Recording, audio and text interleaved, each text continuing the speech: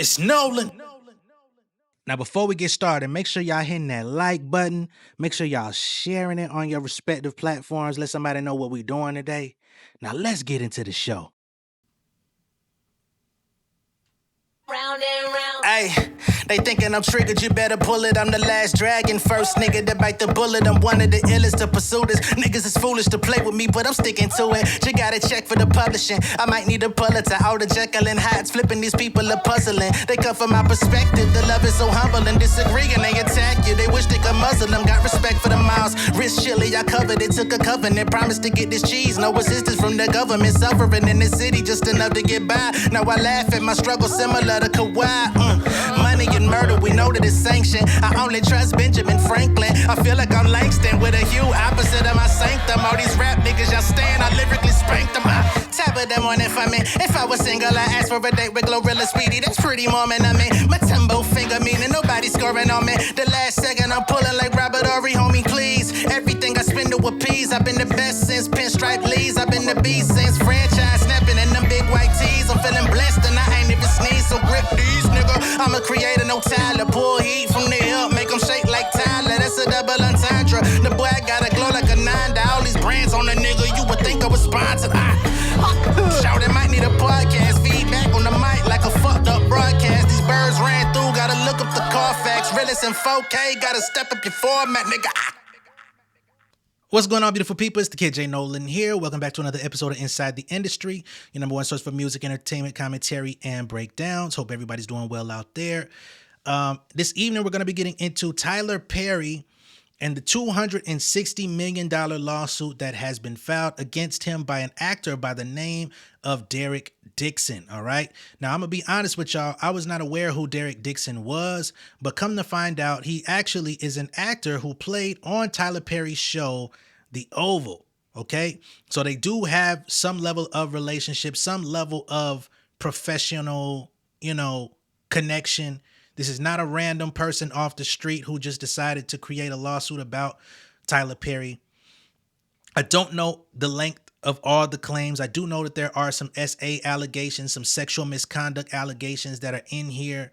I don't know how exactly he's going to get $260 million. That is a very big amount of money, but I am going to get into the paperwork this evening. Now, before I get into the paperwork, I do want to pull up this article from 2021 of Derek Dixon talking about his role on the show The Oval, which is written and produced by Tyler Perry. All right, let me go ahead and share my screen. So Derek Dixon talks about The Oval on BET. All right, actor Derek Dixon chatted with Digital Journal's Marcos Papadopoulos about being a part of Tyler Perry's The Oval on BET. He plays the role of Dale on the hit TV series The Oval.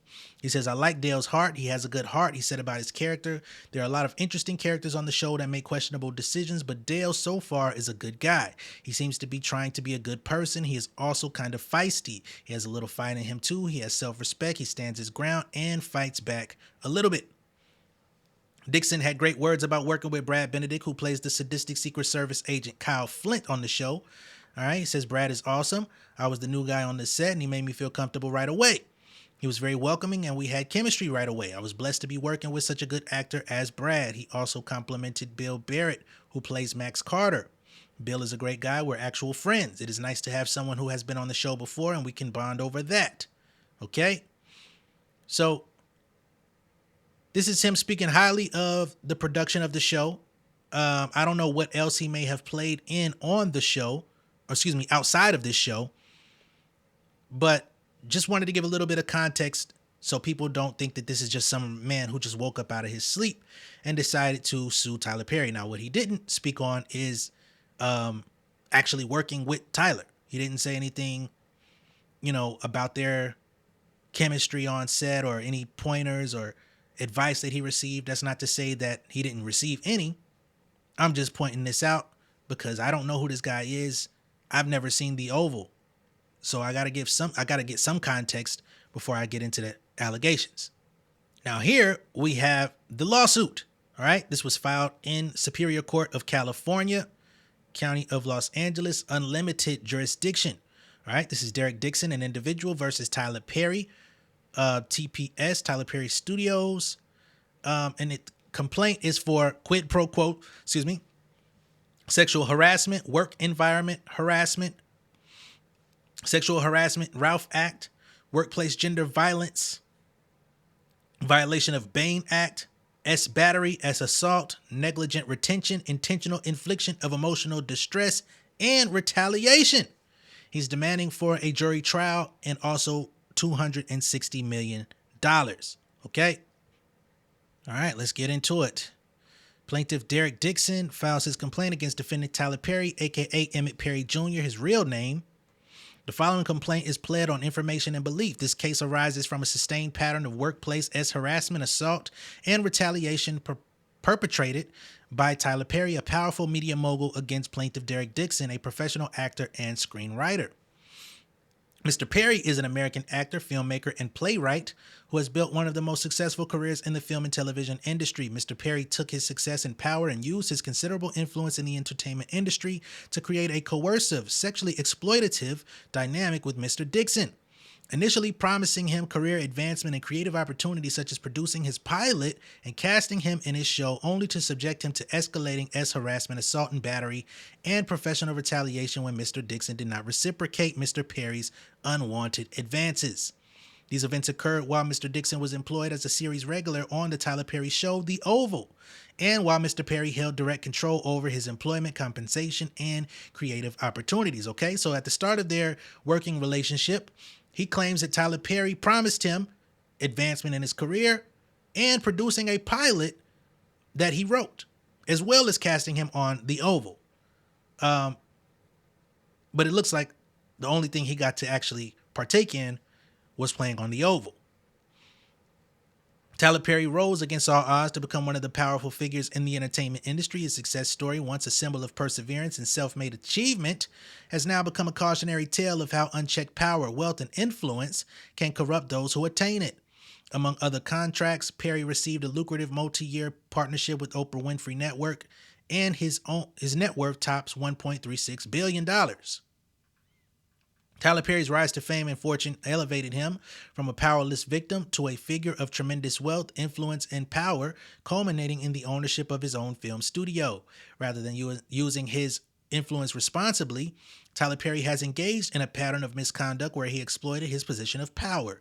Tyler Perry has been using his power and influence to abuse and impressionable and vulnerable employees and actors who look up to him for guidance and mentorship while pursuing their dreams. Just like Harvey Weinstein, just like Harvey Weinstein, Bill Cosby, R. Kelly, P. Diddy, Kevin Spacey, Roger Ailes, and many others in the industry. Oh, am I freezing up? Fuck. Damn, he put a laundry list of motherfuckers. Mr. Perry's success has led him to believe that money and influence can gain him whatever he wants. That belief slowly transformed into the false idea that Mr. Perry can get whomever he wants. There are things in life that money cannot buy. Mr. Perry sought the one thing his wealth and influence could not purchase: a sexual relationship with a man who would remain silent. Okay, so Tyler Perry is with a woman today, but a lot of people over the years have questioned his sexuality and interest in men. I cannot say, confirm, or deny anything in that direction. I'm just saying that has been a conversation for many years. Perry told Mr. Dixon that his ideal relationship would involve a male sexual partner who he could provide for and who would be loyal but emotionally detached. Perry told Dixon, "Whoever ends up with me is going to be a happy motherfucker." In essence, Mr. Perry desired a one-sided coercive dynamic with a subordinate, an arrangement devoid of mutual consent or emotional reciprocity. Thus began Perry's calculated pursuit of Mr. Dixon. Okay? This was not Mr. Perry's first instance of sexual exploitation. He has demonstrated a troubling pattern of exploiting vulnerable male actors and employees, leveraging his industry power to create a cycle of hope and dependency. First, He offers aspiring actors the prospect of career-defining opportunities, roles that promise visibility and advancement. Then, once they are in his professional orbit, he uses the weight of his influence to ensnare them, positioning their success as contingent on meeting his demands in a quid pro quo sexual compromise. This pattern of behavior reveals a calculated use of professional power for sexual leverage. Using his influence, Mr. Perry provided vulnerable men with acting positions, roles, show contracts, cars, and money. Once the object of his desire was hooked, Tyler Perry would then put them in fear of losing it all unless they engaged in Mr. Perry's perverted desire for sexual gratification. Mr. Perry would easily kill off a character in a show of an actor who failed to indulge Perry's sexual fantasies. So he's saying, if you ain't trying to get down and dirty with me, I'll just remove your character from the show. I'll kill him off. And your career simultaneously, allegedly. So here we have a continuation of the complaint with text messages attached. Now, of course, these texts are quite small. I'm going to go ahead and try to read what's in this text. But I swear to you, I know how to fix this shit. I love killing a motherfucker in a show that no one expects. Okay? Derek replies, allegedly, you could be sipping Mai Tais counting coconuts right now. Okay? I don't know what led to this part of the conversation, but he's alleging that Tyler Perry is threatening to kill his character off, and he says he enjoys doing it anyway. He said you could be doing better things. Tyler allegedly, because I don't know if this is really Tyler, he says, think about the last episode. They are all shot. They are all shot at. Again, this is very small. We don't know who lives.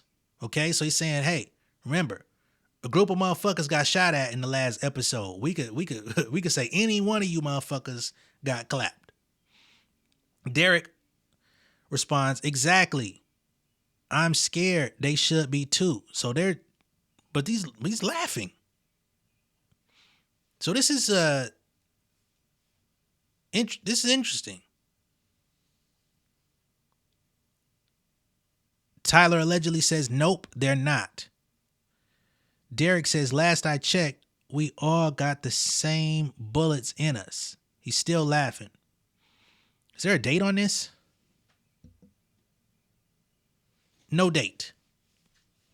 Okay. In one such exchange, Perry stated that he could fix things because the actors of a show he was filming should all be scared because they were all shot at and we don't know who lives, meaning that Tyler Perry was going to use this as a tool to gain compliance with his desires. Okay. We don't see any advances made there. We just see that Tyler allegedly is saying, hey, any one of you motherfuckers could go. Derek Dixon was Mr. Perry's sexual desire ever since they became acquainted. Dixon was working as part of the event staff for a party hosted by Mr. Perry when Perry noticed him. Perry immediately offered Dixon the chance to audition for a part in one of his TV productions. So he says he wasn't even pursuing a role when they met. He was working as event staff at a party hosted by Tyler. And then Tyler approached him, and based off of his charmingly good looks, I guess, he said, hey man, I want you in my show. Allegedly. Dixon agreed and was on set with Perry behind the camera for weeks in close quarters. During the time they were filming, Perry would send flirtatious text messages to Dixon. For example, in one message, Perry stated that he was jealous when he saw Dixon going on a walk with another man named Brad.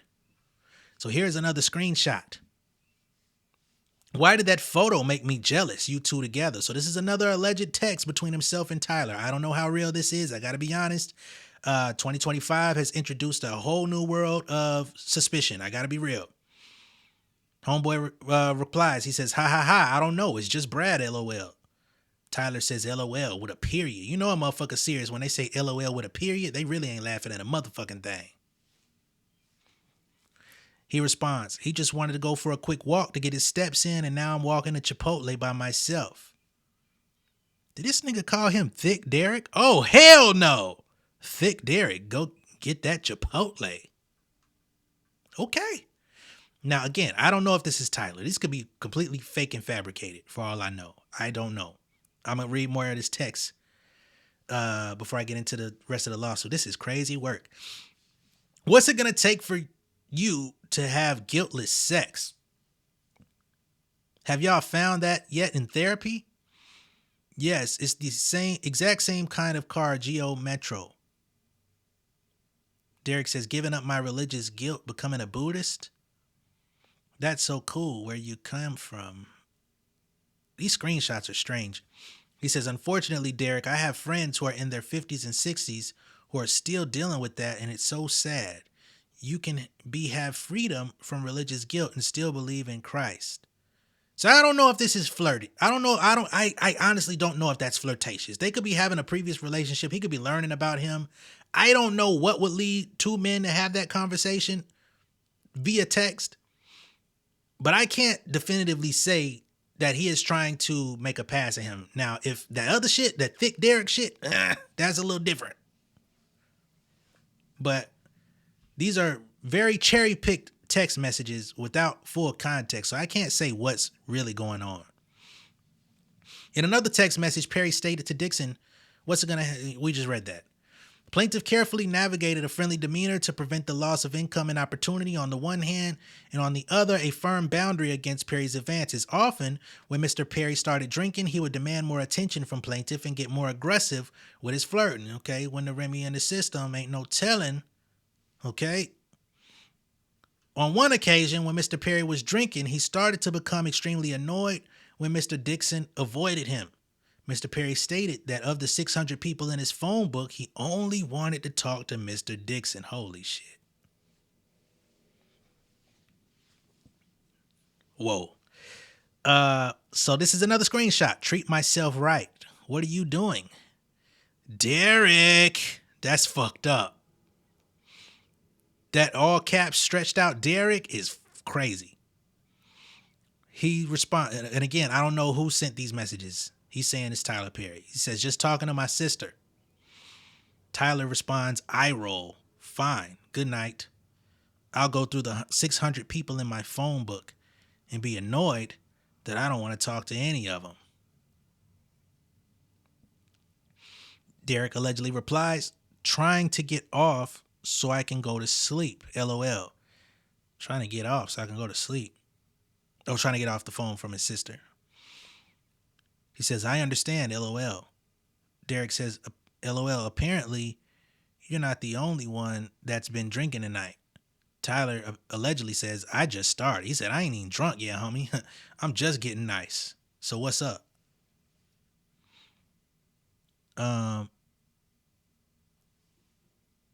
He says they didn't, LOL. Okay. Dixon did his best to tiptoe around Mr. Perry's sexual aggression while keeping on Mr. Perry's good side. Mr. Perry made it clear to Dixon that if Dixon ignored Perry or failed to engage with the sexual innuendo, Dixon's character would die in the next season. Indeed, Dixon's character Dale was shot 4 times in the chest at the end of the first season on the Oval, and Perry always held this over Mr. Dixon's head, implying that Dale would survive if Dixon kept Perry happy. Once Perry recognized the extent of control he had over Mr. Dixon, he escalated this behavior. On multiple occasions, Mr. Perry SA'd. What? Mr. Dixon, including one instance where he forcibly pulled off Mr. Dixon's clothing, groped his buttocks, and attempted to force himself on Dixon. Wow. Mr. Dixon told a drunken Perry no and attempted to remove Mr. Perry's hands, but Mr. Perry held tightly onto Dixon's wrists. And Tyler Perry ain't no little dude. Mr. Dixon was only able to escape after de-escalating the situation by abruptly changing the subject. But something about this don't read right. I don't know. We're going to have to really see if them texts came from Tyler Perry's phone.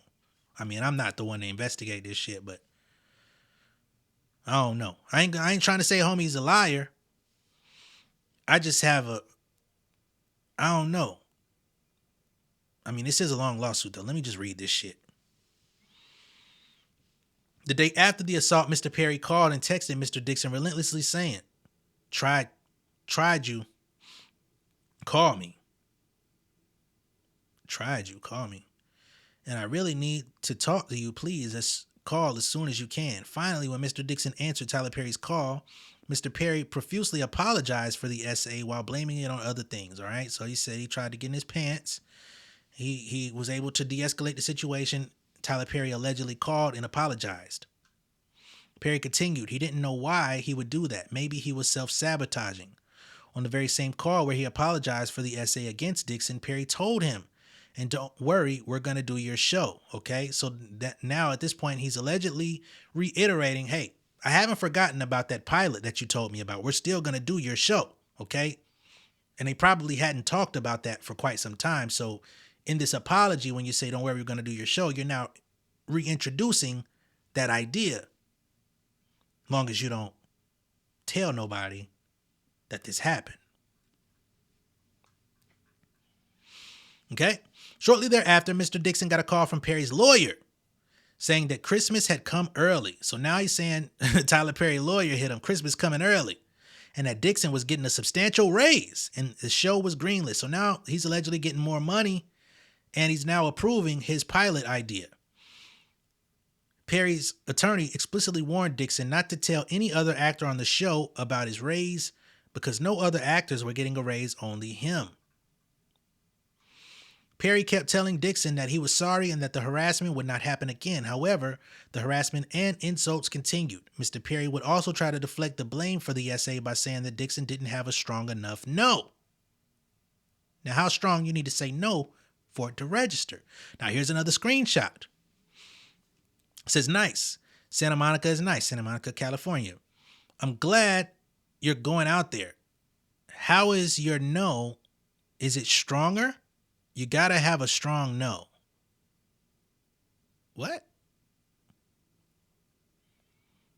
Glad you're going out there. How is your no? Is it stronger? I don't know. That doesn't sound like it's pertaining to a sexual nature. I gotta be honest. He says, yes, it's strong. My mom literally thinks I'm going to sell my soul to the Illuminati. She heard Kanye say that it's real. Tyler allegedly says, well, I don't think that, but I do think that you have to be able to say no and mean it and make it clear. Derek says, I'll only say yes if it gets me an Oscar. Just kidding, I hear you.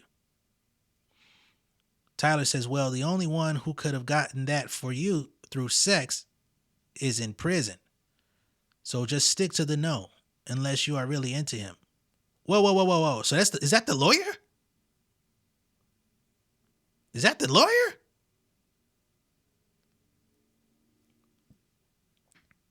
What the fuck?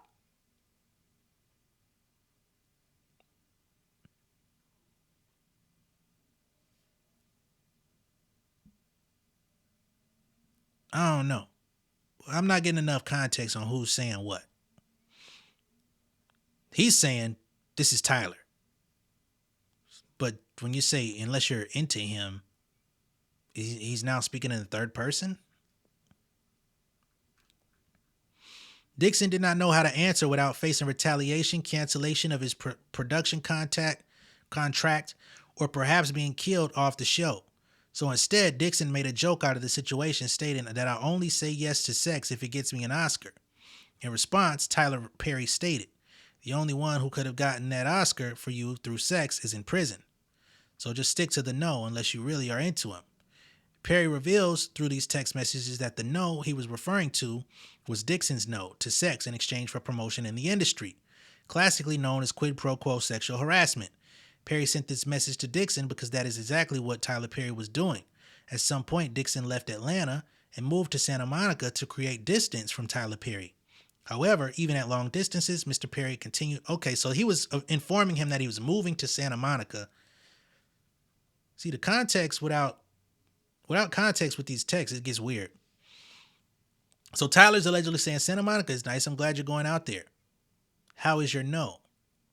But I would need to know, like, where he was propositioned for sex in these texts for that to be a thing. I don't know. It just sounds weirdly placed. Okay, but he said he was moving to get away from Atlanta and Tyler Perry. Okay. Now they're talking about the parties. We can get past some of this.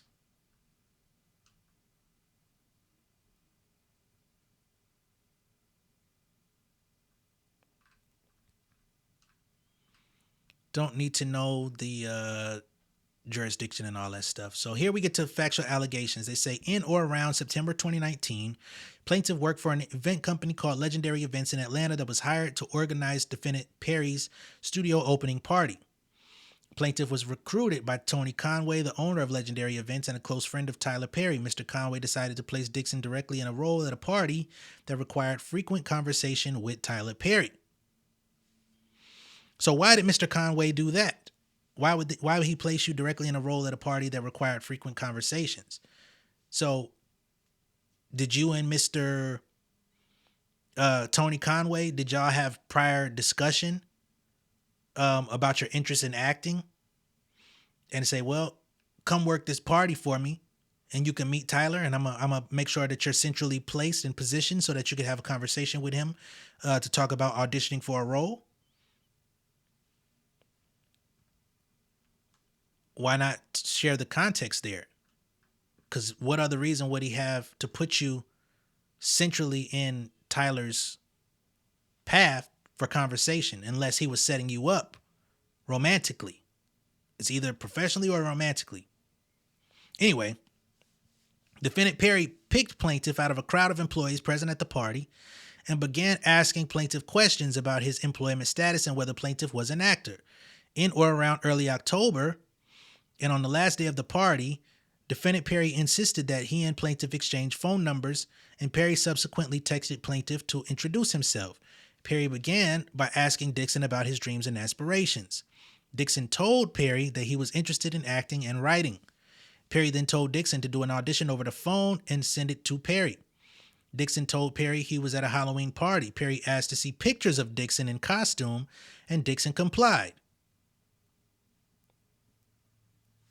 I don't think I'm sending another man that I just met Halloween photos. Perry, okay. When Perry saw the pictures, he texted Dixon, I was going to say, your cowboy needs a sugar daddy. Off rip. That's a red flag. Perry continued with, you look great. You're just lacking costume parts. Sorry, don't want to offend. Dixon responded, not at all. It's so true. Half-ass costume. So he flirted with you from jump and you said you weren't offended. Y'all could have never worked together from here. Y'all could have never had another conversation, but you said you weren't offended. Now, some people may say this is leveraging power, but this was a perfect opportunity for him to end the conversation. I'm sorry. To which Perry replied, what's true? Cowboy needs a sugar daddy? Implying that Perry wanted to be Dixon's sugar daddy. Dixon quickly shut down those comments by reiterating what he said earlier, that the truth was he was lacking costume parts. Shortly thereafter, Dixon's boss at Legendary Events called Dixon and told him that Tyler Perry was having another event in LA and specifically wanted Mr. Dixon to fly from Atlanta to Los Angeles to work on the event. Excited for the opportunity to fly to LA, Dixon was flattered and jumped on the opportunity to meet Tyler Perry again. I don't know, bro. It low-key sound like you down with the swoop. I got to be honest. Now, if you're down with the swoop and then you say no, you are completely entitled to say no and he should leave you alone. But I don't know, man. Shortly after doing the event, on November 3rd, 2019, defendant Perry sent plaintiff several text messages that he would love to find plaintiff a job and change plaintiff's life, insisting that they should make it happen. Perry sent Dixon what turned out to be an ominous warning. Be careful hanging around me. I cause dreamers to dream bigger. I cause them to not only believe, but do. Then let's make it happen. You're an artist. You have to be fulfilled. Why you put fulfilled in bold? Nothing else will suffice. Y'all playing some tricky games here. The very next day, defendant Perry sent an fulfilled is crazy in this context. The very next day, defendant Perry sent an email which contained an offer for plaintiff to play the role of Dale the next day in Perry's television series Ruthless. Perry said it was a small role that could get a lot bigger. thereby setting up the first stage in a series of escalating and quid pro quo offers. At this point, Dixon did not know that Perry was interested in men. You ain't know he was interested in men? Come on, man. Or that he was looking for a sexual relationship. Dixon assumed that Tyler Perry was genuinely a caring person who discovered the talent that Dixon always felt he had. Dixon filmed his roles in Ruthless in mid-November and went back to his job as an event staff for Legendary Events. Approximately 1 month later, Perry bought and gave Dixon a new car because he hated Dixon's Jeep. So you mean to tell me this man gave you a role just off meeting you and sending a video over the phone? He was complimenting you and giving you all these, flirtatious vibes about your Halloween costume, which I don't even understand why a man would ask for a man's Halloween costume, but you was a cowboy, and he started commenting on your cowboy needing a sugar daddy. He told you he wanted to be your sugar daddy out the gate. He then gives you a role, and then he buys you a car.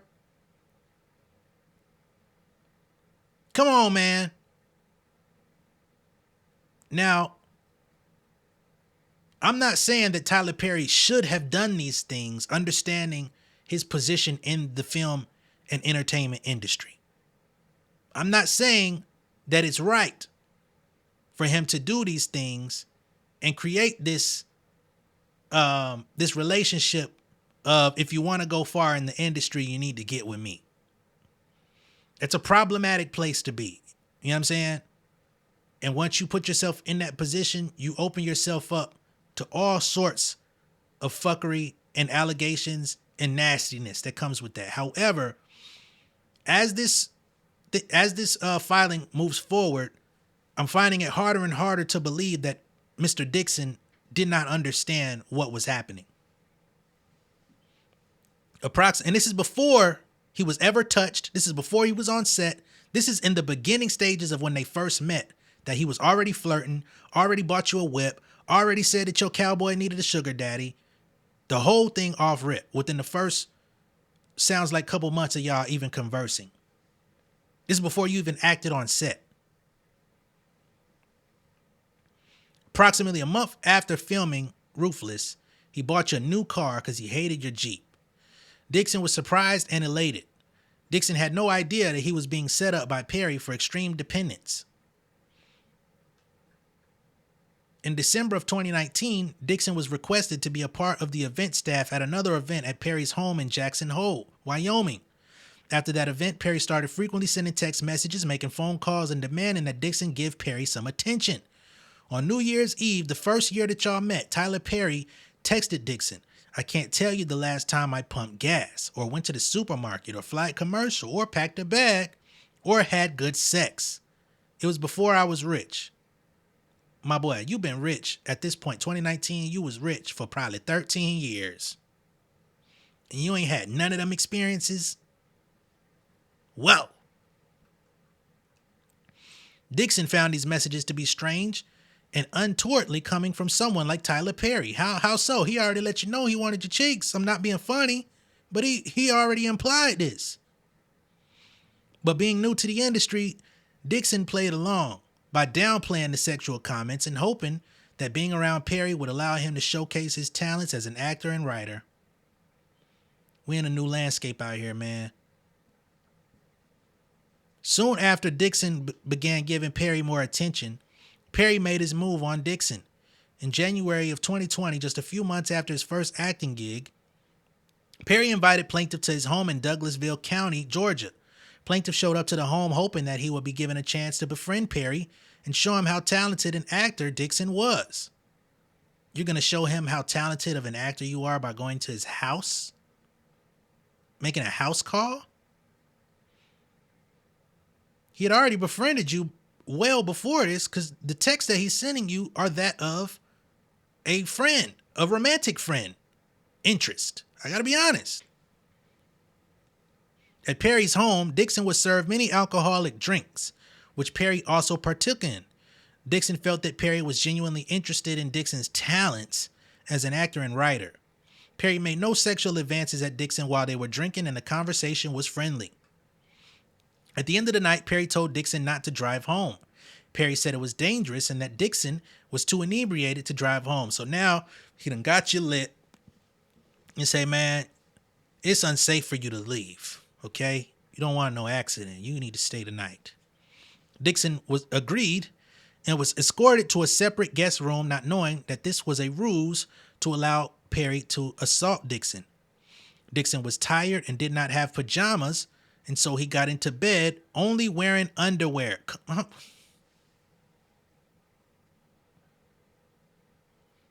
So rather than sleep in what you came with, you strip down to your drawers.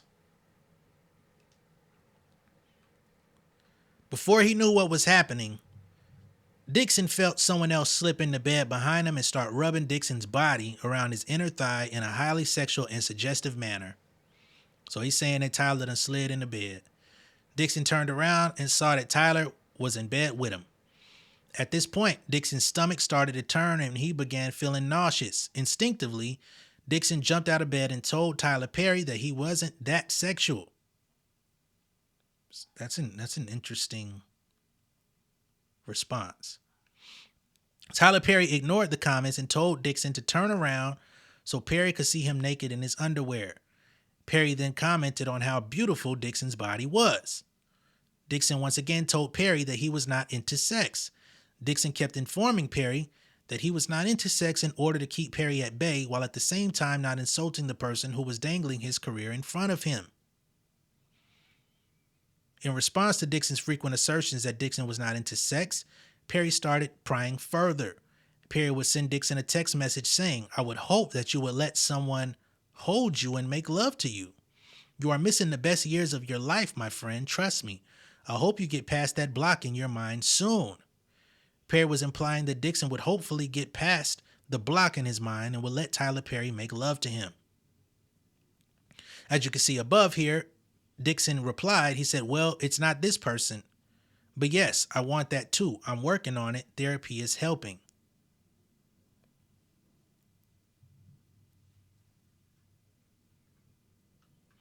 After that assault in January, Dixon felt betrayed.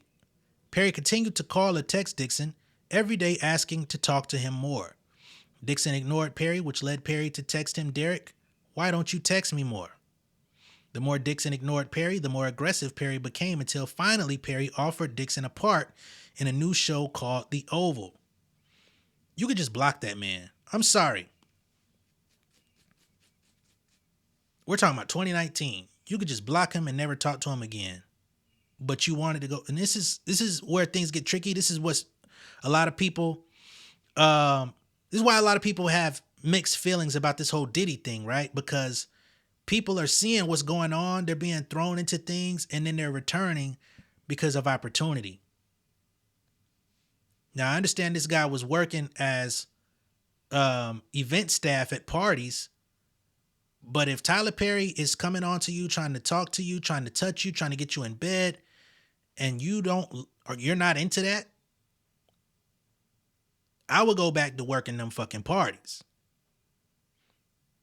Personally. But here we are. And he said he got aggressive, but we don't see any like physical aggression. It's just he's asking why you don't hit me up no more. So now he lures you in by offering you another role, okay? The Oval. Dixon was intrigued and hoping that this would be the big break he was looking for. Why are you intrigued after you did one role with the man? He tried to get you in bed. I don't know why you stripped down to your tidy whities anyway, but you did. He allegedly slid into bed, which, hey, that was wrong of him to do if he did it. You ran up out of there, but then you get enticed by another role. Oh, boy. On February 11, 2020, Perry told Dixon to quit his job at Legendary Events and come work exclusively for him. So now you finna give up your job, the job you had prior to him. He already done violated you allegedly, or tried to. And now you finna give up the only job you had to work exclusively for this person? Wow. Perry was not able to control Dixon so long as Dixon had a secondary income that was providing for his basic needs.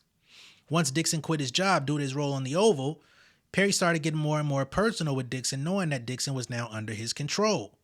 Perry would often say things like, I give and I give and I give, and no one ever does anything for me in return.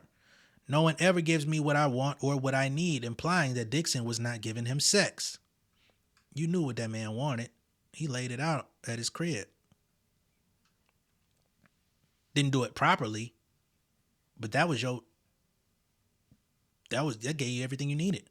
Perry started asking Dixon about Dixon's sexual preferences and what role Dixon took on when engaging in sexual acts. This is another opportunity to get the fuck on.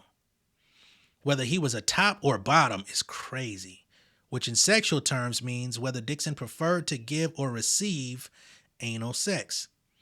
Perry further indicated to Dixon that he had sex with men before and that he was a top. Oh my God. Perry further told Dixon that when you have a big, oh wow, and you hit the G spot, I'm not grown enough for this. On these bottoms, they go crazy. Ain't no fucking way I would have went back to that set. Perry further told plaintiff that he wanted a man who was in a relationship with another individual, but with whom he could be emotionally involved and engage in sexual acts with, like a friend with benefits relationship, because Perry did not have time to deal with the emotional aspect of a relationship, only the physical, although he's been showing all of the emotional burden. Despite these comments, Dixon knew that a full-throated refusal would land... Is this real? Is this real? A full-throated refusal would land him in the doghouse. It might result in his role being cut on the Oval. Fearing that his career would end before it began, I'm trying to pull it together, y'all. Dixon put up with these comments and continued to maintain that he was not the sexual type. So rather than say, I'm not interested, you keep saying you're not into sex. Those are two very different messages. I understand that you're saying you don't want to have sex with him, but why are you not saying, sir, I'm not interested in this. I don't want this. But he also said he's in therapy. I don't know what he was in therapy about. Maybe Mr. Dixon was previously abused or something. I don't know. On or around March of 2020, Dixon received the script for The Oval. He was written in as a season regular and was therefore expected to quit his job with legendary events. Dixon's character was written as a gay, homeless, and desperate store clerk who had to sleep with one of the other characters for a place to stay. He wrote exactly what he thought of you and your character. Holy shit. More importantly, at the end of the season, his character would be shot 4 times in the chest. Dixon felt that this was a way for Perry to test Dixon out for a year and see if he would be loyal to Perry. When Dixon asked Perry about the shooting, Perry indicated that if Dixon did a good job, Dixon would be back, and that a shooting didn't necessarily mean that his character was out of the script for future seasons. Perry commented that Dixon's character was only shot in the chest, not in the head. Dixon immediately understood that his job security depended on his relationship with Perry. From this point on, Dixon worked with the constant fear of losing his job if he did not engage with and endure Perry's harassment. Shortly after giving Dixon this news and after telling Dixon that future seasons were dependent on Dixon doing a good job, Tyler Perry invited Dixon to his home in Atlanta. Plaintiff asked questions and tried to wiggle his way out of the invitation because he remembered what happened the last time the two were alone. However, Plaintiff knew that his job security, income, and livelihood depended on his attendance. Plaintiff had seen other employees of Perry's who had experienced sudden deaths on the show when they fell on his bad side. In fact, Perry had made it clear to Dixon that he would often kill characters in order to get an actor to be loyal or obedient. When Dixon arrived at the house, Tyler Perry gave Dixon a warm welcome and was very friendly. Soon after, Tyler Perry started asking Dixon a slew of sexually charged questions, even asking if Dixon liked it rough in bed. Perry then physically reached out and violently grabbed Dixon's throat, attempting to physically choke him and remarked, "Wow, look how excited you just got. You do like that." Dixon was horrified. He should have whooped his ass. Shocked and in a panic, Dixon never thought that Tyler Perry could get so violent and would place his hands on Dixon's throat in a sexually aggressive manner. Dixon did not enjoy or consent to any of this conduct. Dixon was in shock and took steps to immediately de-escalate the situation. Probably should have sued him at that very moment. Should have sued him after he jumped into bed with you. Due to the onset of the COVID-19 pandemic in March 2020, filming for The Oval was postponed indefinitely. During the period in which filming for The Oval was postponed, Tyler Perry would make FaceTime calls and other contacts to Dixon almost every day, treating Dixon as his on-call pet. Hell fucking no. Dixon felt obligated to answer for fear of losing his role, income, and career. Hey, you in fear of losing your role when y'all ain't filming no more. So your job ain't guaranteed because it's already in jeopardy. Y'all ain't filming. Man, hell no. Perry often asked about Dixon about his whereabouts, often demanding that Dixon respond immediately. When he didn't, Perry would send text messages to Dixon stating, "Derek, grrr, and what are you doing?" Additionally, Perry was jealous of anyone who Dixon had a relationship with. Tyler Perry told Dixon that if Dixon got COVID-19 from his roommate at the time, Dixon would not be able to shoot The Oval. I don't know if that has anything to do with, I don't know. That sounds like pretty standard protocol. I mean, COVID restrictions were very stringent, even for extras working in film during the pandemic. So I don't understand that.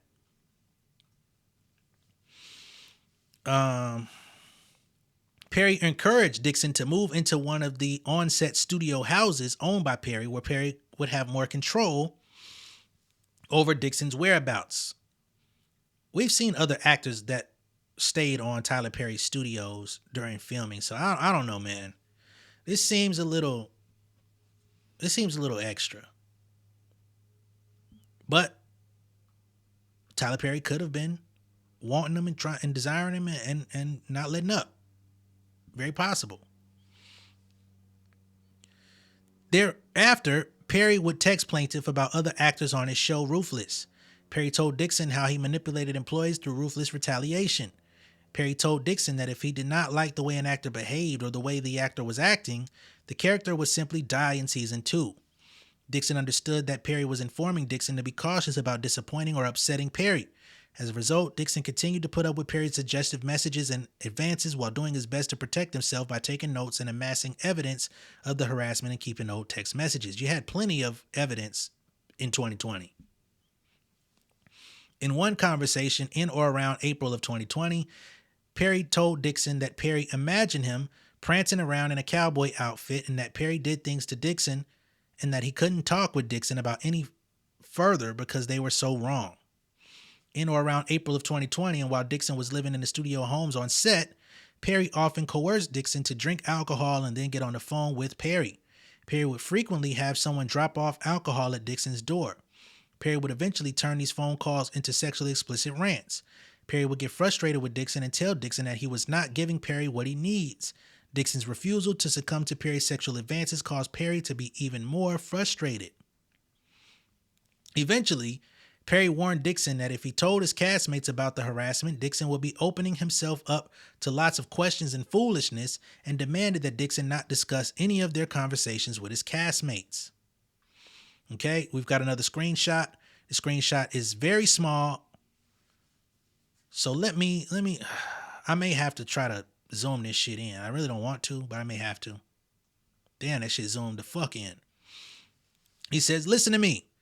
If you let the cast know that you and I have a new friendship, what? Then you are opening yourself up to a lot of questions and foolishness.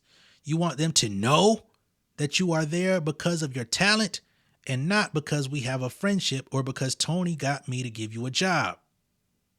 It's very interesting that he says Tony got him to give you the job when you said Tony just placed you somewhere. Sounds like there's a deeper plot here. You earn your spot like everyone else. Don't give people an opportunity to play you small or they will. I can't teach you everything. Unfortunately, there are some things you'll have to learn for yourself. Because when we go back to work, I'm not going to know you. I don't have any friends that work for me, my friend. Professionalism is key. Okay?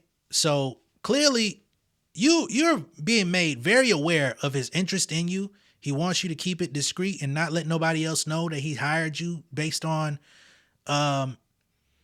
his interest in you, romantically, sexually, whatever that is. He says, you're totally right. He says, I hope you got it, my friend. He says, that makes total sense. Just watch the behavior of everyone around me on set. He says, yeah, I will. Don't want to give anyone that opportunity because work is work. I don't know, fam. This sounds strange to me.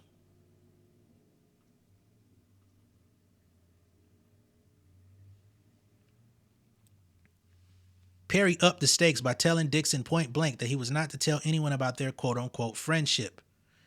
Perry told Dixon it should remain a secret, blah, blah, blah. We just read the text. Dixon, whoa, hold the fuck on. No, I can't skip. Tried to make it seem like this secret was for Dixon's benefit. Perry continued to sexually harass Dixon. On June 27, 2020.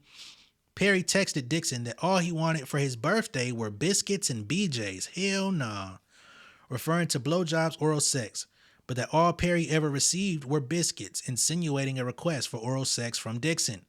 This text was followed by other messages calling Dixon cute, cutie, and that Perry was just thinking about him.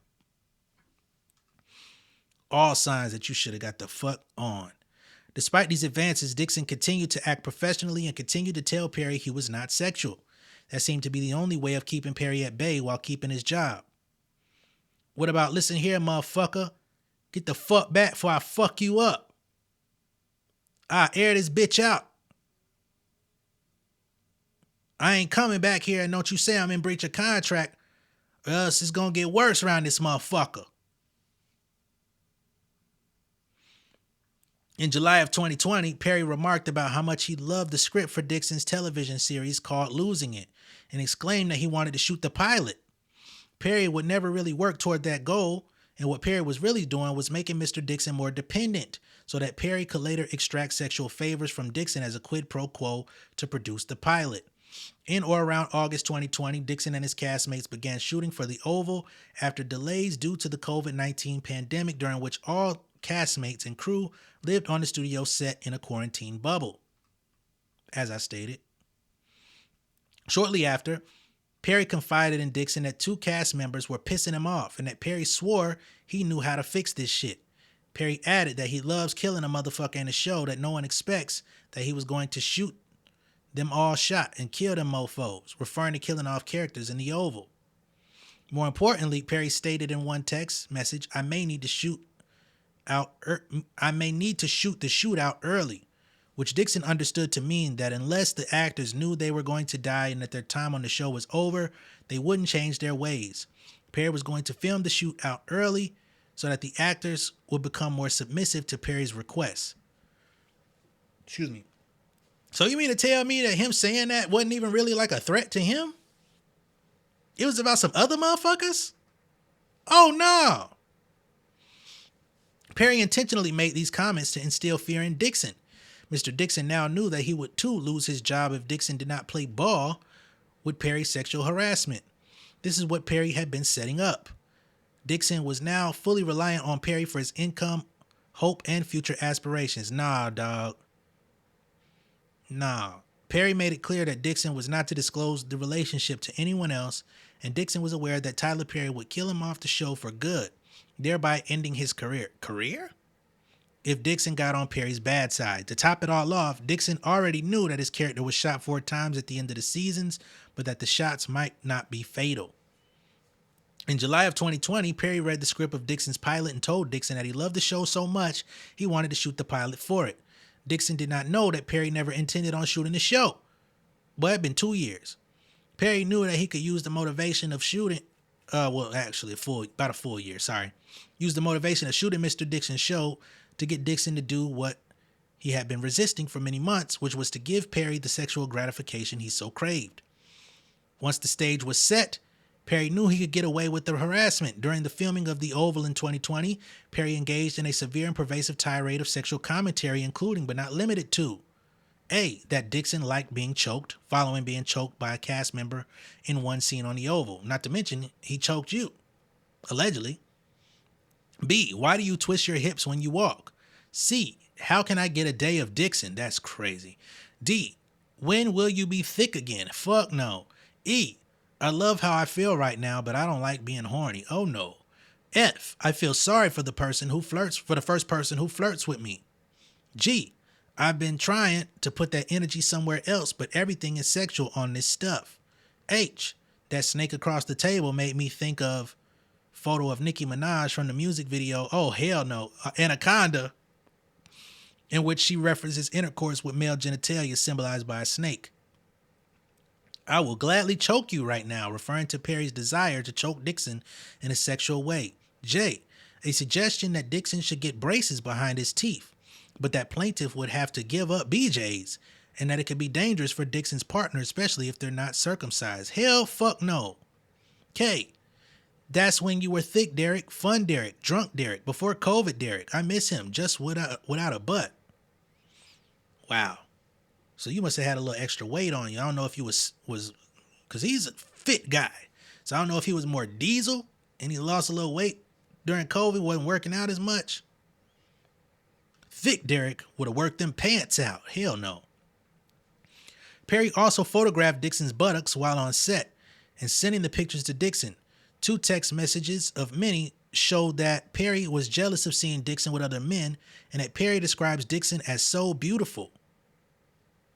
Okay, so we saw part of this text earlier. Damn, that shit zoomed the fuck in. Whoa.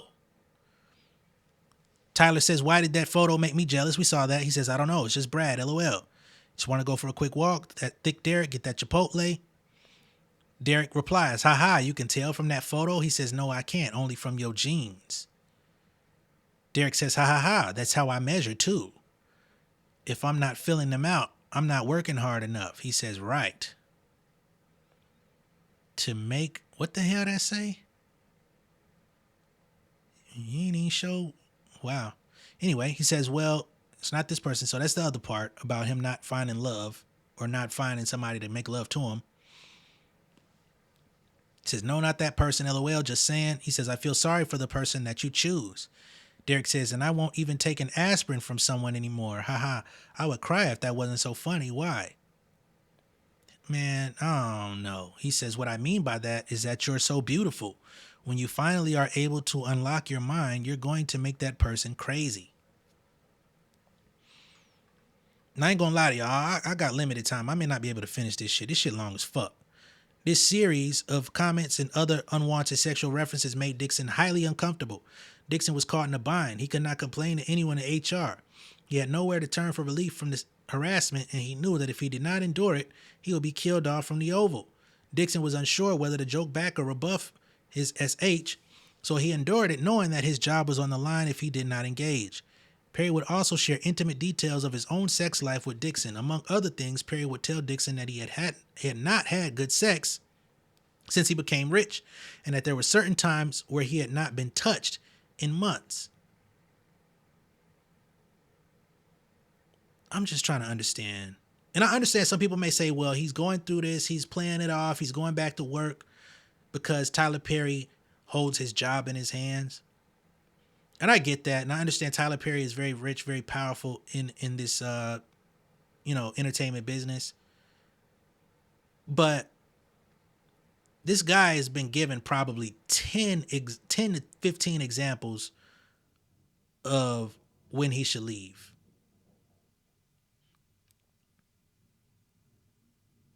I don't know. And I understand living in Atlanta, Tyler Perry is Atlanta for a lot of people.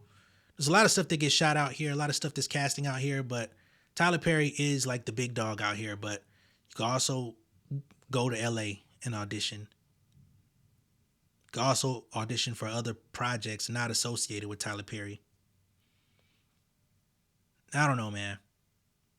But then some of these projects, they still use his studio to film. So it could get sticky. You gotta make a choice. You either gonna let him be the arbiter of your career and your future in acting, or find another way or say, maybe this ain't for me. Unfortunately. I don't know, man. And I'm not caping for Tyler, by the way. You know, this is some disgusting shit. Um, and if he, and it makes it, what makes it strange is the text messages don't necessarily outline like strong efforts to evade him. He tells us of instances of evading him, but the text messages that he's using as evidence are not all that strong or compelling.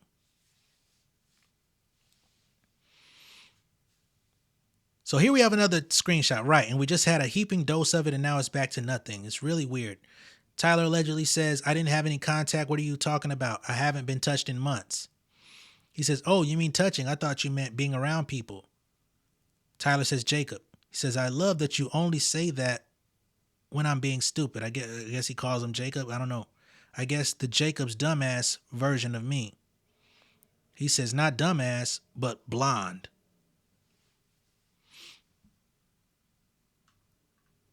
Okay.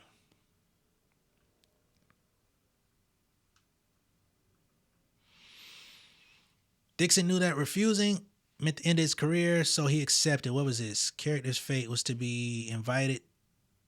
What? So he invited him to his trailer for drinks. He knew he couldn't refuse, so he went. It was there on the very same day that Perry dialed up the harassment to a new level. Tyler Perry asked Derek point blank, are you attracted to me? And demanded that Dixon answer. That was your perfect opportunity to say no. And if you got fired, you got fired. Plaintiff reiterated the same way he did after the first assault by skirting the question.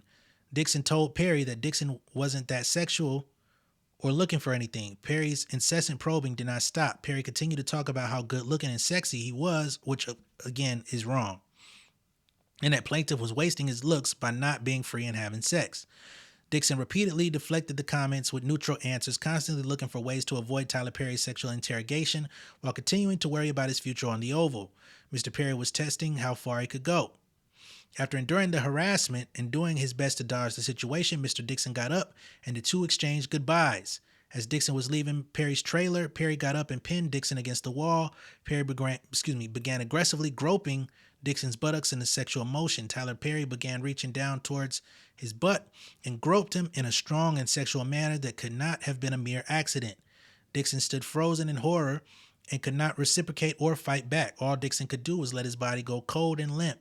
Seeing that Dixon had no desire in Perry, Perry told Dixon that he was drunk and asked Dixon to leave the trailer. As soon as Dixon left, following Perry's violent assault, Dixon became very severely nauseous and extremely anxious about his job, career, and livelihood. Dixon felt trapped within the confines of the studio's quarantine bubble. There was still another shoot the next day. Dixon called his friend Justin Bryant on the phone and told him that everything had happened and was unaware of any human resources representatives to whom he could report the assault. Plaintiff had no one to turn to and nowhere to go to save him from Perry's aggressive sexual harassment and exploitation. The next day, Perry acted like nothing happened, and this time he did not even offer Mr. Dixon an apology. Following this exchange, Dixon began to avoid Perry as much as possible. However, Dixon still felt the need to answer Perry's incessant text messages, so he changed his approach. Dixon often pretended to be asleep to avoid being harassed by Perry. However, Perry persisted by texting the following messages. Are you awake? Stop ignoring me. You are awake, Derek. Wake up. I know you're not sleeping and give me attention.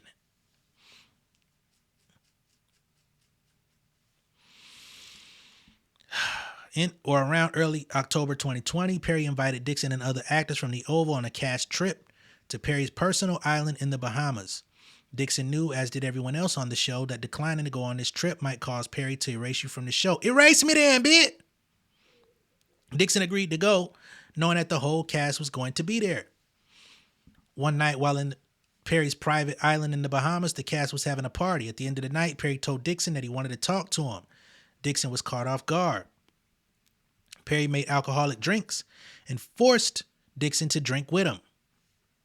Dixon knew that he could not refuse the drinks, otherwise he would risk upsetting Mr. Perry. Instead, Dixon tried to stay in control and sip drinks slowly. Tyler Perry did not control himself. He drank until it was clear that the alcohol had made him bold and sexually aggressive. Perry told Dixon that he wanted a relationship with someone who could be emotionally and sexually available to him, but would also be permissive of Perry having his own relationship with someone else.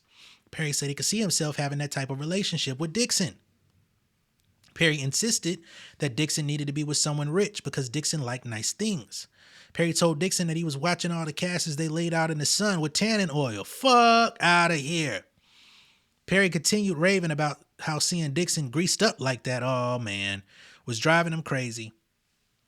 Tyler Perry said he would have burnt the whole island down if one of the other actors or anyone else from the group had touched Dixon that night. At that point, he once again aggressively seized Dixon and groped his buttocks. Dixon once again did not reciprocate and froze up. So here is allegedly Tyler sending him a photo of himself on the island, it looks like. Dixon says, nice picture. Yeah, the water does look calm. Tyler said, nice picture? Great, amazing, awesome picture. He said, you don't see that stud in that nice picture? Rude. He says, LOL, yes, that's a stud. Asshole. Ain't no fucking way I'll be engaging in that conversation. The fuck you sending me this shit up for, nigga? Jet ski on a Hondo, yeah. Froze up. Tyler Perry got the message, told him to go to bed. Dixon was terrified, could barely sleep. From that moment on, Perry became extremely frustrated and possessive. Perry wanted desperately for Dixon to be attracted to him, but Dixon was not. In one exchange, Perry sent pictures of himself from the Bahamas, so I guess this is after the trip took place. Dixon responded that the water looked nice. Perry got upset that he did not see the stud. We saw that. On or around October 18th, and following Dixon's return from the Bahamas, Perry told Dixon that he was jealous that Dixon was giving too much attention to other men. Perry stated that Dixon was being too much of a social butterfly and that he would need Dixon to sit still this week, further attempting to exercise his influence over Dixon's interaction with other men. Perry continued to wield his position as Dixon's boss, demanding sexual attention in exchange for his continued employment.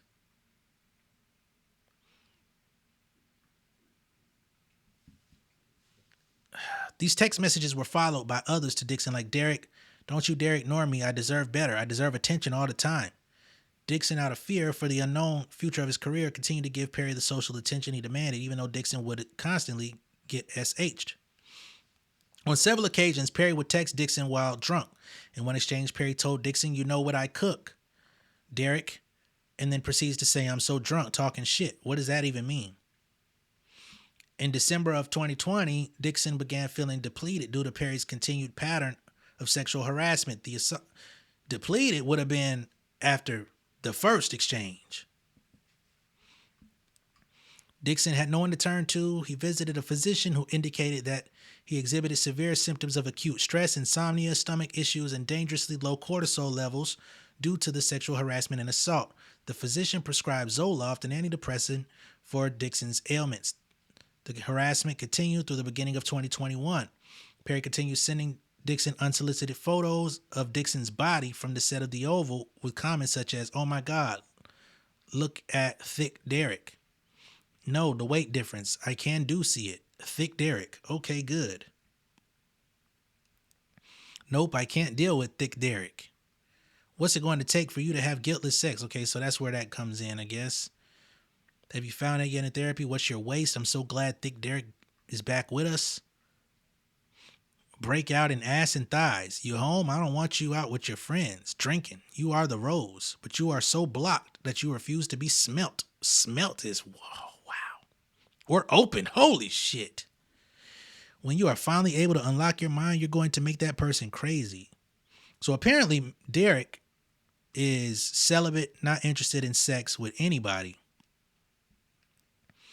Derek says, I know I need to smell the roses more. He says, you are the rose. But you're so blocked that you refuse to be smelt or open. He says, that is sweet and I'm working on it. Therapy. I'm really scared that I'm going to waste my life worrying. He says, been there, stopped somewhere in my late 30s, early 40s, around the time he blew up.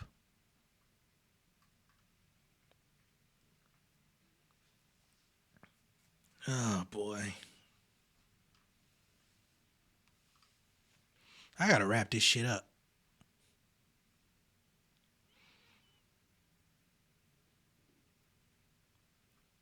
Okay, so Jacob is a character in the pilot that Dixon gave to Tyler. Because I'm like, what the fuck is Jacob about? So he says, what are you doing hanging out with that girlfriend of yours? She wants you too. Everyone wants to fuck Jacob. Referring to Dixon's character in the pilot of Losing It. After several weeks of unreciprocated sexual innuendo and demands for attention, Perry lashed out at Dixon on set and asked if he needed to punch him in the stomach for Dixon to act the way Perry envisioned in a scene. This exchange was highly tense, so now this is permeating into on set. The exchange was highly tense, and Perry's reaction stunned several cast members. Actors on set consoled Dixon for the abrasive interaction, confused as to why Perry overreacted in such a manner. But Dixon knew that Perry was lashing out due to his frustration at the lack of attention Dixon was giving him. On or around June 4th, 2021, Perry invited Dixon to his house to spend time together and discuss the pilot. Spend time together is wild. Ain't no fucking way. Although Dixon hesitated, he feared the consequences. Man, come on. Of disappointing Perry and believed once Losing It was a big show, he would be freed from under the clutches of Perry. How, if he's going to produce it for you? During this visit, Perry made several alcoholic beverages for himself and demanded to know why Dixon was not having sex with anyone. Perry probed further about Dixon's sex life, insisting that the two were becoming increasingly drunk and it was time to end the night. Perry then led Dixon to a guest house where a guest bedroom was. Dixon would be staying there that night. Inside the guest bedroom, Perry motioned to Dixon to come see a weight monitor that he had. Perry told Dixon that for the monitor to work, Dixon would need to step on the monitor wearing only his underwear and push Dixon to try it out. Dixon tried to avoid the uncomfortable situation but decided it was better to comply and hurry to bed than to wait for the alternative at that point. After weighing himself, Dixon walked toward the guest bedroom, followed by Perry, who then asked Dixon for a goodnight hug. Rather than arguing, Dixon complied, at which point Perry reached out and yanked Dixon's underwear down from behind. Oh my God. Perry then began to vigorously grab, grope, and play with Dixon's buttocks in a sexual manner. Dixon was naked, stunned, and seized by tremendous fear. Dixon started to tell Perry that he did not want his underwear down, that Dixon didn't want to be naked, and that Dixon didn't want this. Dixon quickly reached to pull his underwear back up. As soon as he did, Perry grabbed Dixon's reaching arm with a tight grip and held fast. Tyler Perry told Derek Dixon to relax and just let it happen, and that Perry wasn't going to hurt him. Perry continued to sexually grope his buttocks. Alright, y'all, I'm sorry. I gotta wrap this shit up. I'm gonna have to probably do a part 2 to this motherfucker because I gotta go. But that's Derek Dixon talking about his allegations on Tyler Perry and all of these different advances and text messages and physical, assaults that took place in Tyler Perry's presence. I don't know, man. Let me know what y'all think of this down below in the comments. Be sure to like and share this video. I got to come back and do it in part 2, but I will catch y'all shortly, all right? Much love and respect. Peace. King of my city and cul-de-sac. Coming out swinging like soldier rag. Leading my people like quarterback. Boy, I study this shit, I'm an almanac. Had to get up and grind. Knowledge is booming, I'm here to apply. Came with the chip and the dip, it just single the mind. We finna do more than survive. I need my check. Spinning the block for the Gouda. We hitting the jeweler to flood out the net. We don't do beef on computers, I'm straight out the sewer. We come when you rest. Niggas be looking perplexed, so keeping my foot on their neck. No map, I trust my gut for the quest. With drama, I'm fully abreast. I was ready for years and they doubted me. All of a sudden they tell me they proud of me. I been dropping these haters like calories. Cross them out, I came back with some boundaries. Stand for my honor, but too raw, no corner. Packing the stick with a drummer. Wanna catch my bad, won't fumble. I done came too far to be humble.